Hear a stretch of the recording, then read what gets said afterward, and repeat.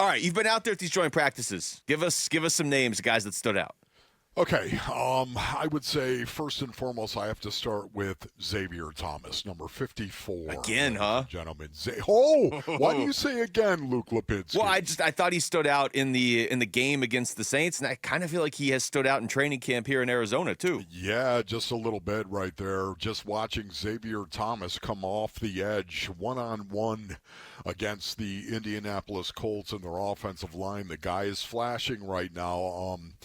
I don't know what is happening, Basinonians, with Xavier Thomas. I just know that something is happening with him, if that makes sense. There's a guy that is evolving and developing before our very eyes that are watching him develop. And he worked against the Colts starting right tackle, as a matter of fact, a couple of times.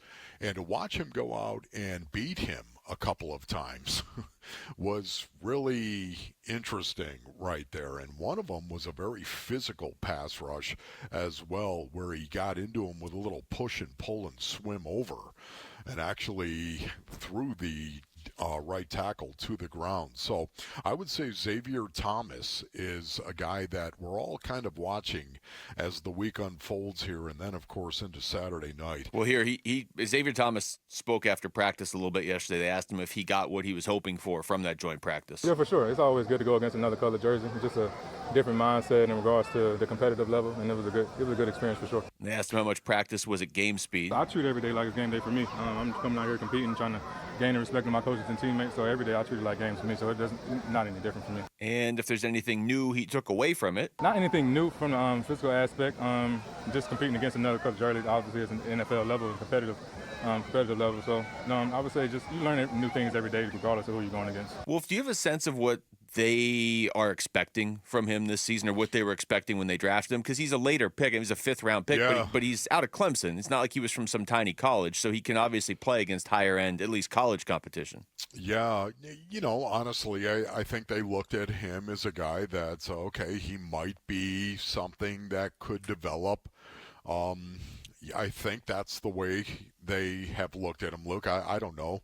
I haven't asked Monty about that, how he actually looked at him, but I don't know if you've heard anything on that. But I do know that, again, he's the guy that continues to flash, and it's interesting because in the Saints game, would you say that Xavier Thomas flashed? Yeah. Of course, he did, and that's, when the silks are on and you're going live, of course. I also would say L.J. Collier.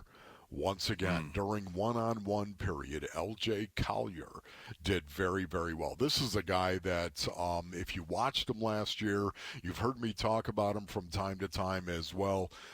He got hurt and suddenly missed the season, and he really has been a player that has had issues with staying healthy as well. And his career has been up and down. He was a first-round pick, of course, the Seattle Seahawks. And yet at the same time, it's a situation where he has not panned out, and it's one of the reasons why he's here. And at the same time, I can also tell you he looks really, really good. And I think that L.J. Collier is certainly on the radar for being in the rotation. That would help Cardinals a lot line. because yes. he also looked good at this time last year, and then he had the injury. That's right. So because we talk so much about Kyler Murray and how, he had that big injury and how, whether that contributed or whether just, life or changing the GM and the coaches and the team around him led Kyler to changing a little bit. I wonder with a guy like L.J. Collier, who was a former first-round pick and it just didn't work in Seattle, I wonder if he's looking around like, okay, I got to really lock this in, because when he has been on the field for the Cardinals, it's been very limited because of the injury, but when he's been on the field, it's been promising. Yeah, no, it has, and he's looked really, really good here. Once again, he continues to develop. Also, I want to say Darius Robinson. I was watching a lot of the one-on-ones, of course. Darius Robinson lined up against Quentin Nelson. Have you heard of Quentin Nelson? Yeah, he's pretty good. He's pretty good, as a matter of fact. I believe 6 times, a Pro Bowler 6 times. Very, very good football player. Left guard for the Indianapolis Colts. He lined up on him one-on-one. Now, once again, I don't want to make it sound like Darius Robinson is winning every rep. He is not. There are some times where he gets blocked, but there was one time he lined up against Quentin Nelson. As a matter of fact, I believe it was the first time that I actually saw it. He lined up and bull rushed him and really got an excellent rush. Bold Quentin Nelson, which is saying something. Yeah, and it is. You're talking about, would you say, a 6-time Pro Bowler? Widely regarded as one of the best guards in the NFL for the better part of the last decade. He's a future Hall of Famer, is the way that I'm going to characterize Quentin Nelson. A future Hall of Famer, but, man, a great bull, Darius Robinson on him, and probably would have moved a quarterback out of the pocket on that bull rush right there. Marvin Harrison Jr. Have you heard of this guy? Once or twice. He has flashed, and I know that Tyler Drake really had his eyes on Marvin Harrison Jr. yesterday because Marvin Harrison Sr. was there, correct, Tyler Drake from Arizona Sports. .com. He's sitting right here with me. It sounds so much better when you specify that it's Tyler Drake, because otherwise it sounds like Tyler Durden from Fight Club, and you're just in a room by yourself having this conversation. I love this, man. This reporting thing, man. I've got a future in this, apparently. Somebody give me the badge. Give me a media badge. Let me walk around and look. Tyler gives it to me. Okay, forget about it. So, yeah, Marvin Harrison Jr. one-on-one against the Colts corners. Just love watching him run routes. He's got these low legs, Basinonians. I keep talking about it. Low legs, long trunk. That's Marvin Harrison Jr. Low legs, long trunk. That's what he's got. And, man, he runs some really, really good routes. I would say Greg Dortch as well. Greg Dortch had a couple of routes where he just embarrassed the guy that was across from him trying to play some press man. That's good to hear. Greg Dortch, yeah, no, it's really, really good. Dortch is running a lot of great routes right now. So those guys, those are the numbers. I will also say DJ Dallas. DJ Dallas really popped to me a couple of times. In a special teams period, he trucked somebody. There was a little bit of drama, Luke. Yeah? There was drama. DJ Dallas. I'm so glad he made a play because we haven't got to use that yet this offseason. I'm just saying, he trucked a dude on a kickoff return. It was the Colts in their kickoff cover in their special teams period, and DJ grabbed the ball and trucked a dude, and they didn't like it.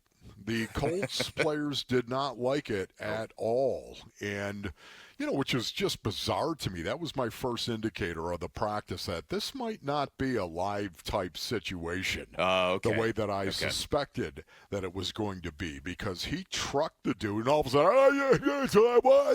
sudden, all this yelling and pointing and stuff like that. So the second time he got back there for a return, the Colts kind of tried to rough him up a little bit and got around him and stood around him, some Colts players, and a little bit of a dust-up right there, Luke. A little bit of a dust-up. And they got another joint practice today. Have they said any indication if it's going to be more physical today or if just something like that's going to rub people the wrong way again? I just can't really fathom the fact that Wednesday wouldn't have been the most physical day because now you've got, Thursday and you're going to play Saturday.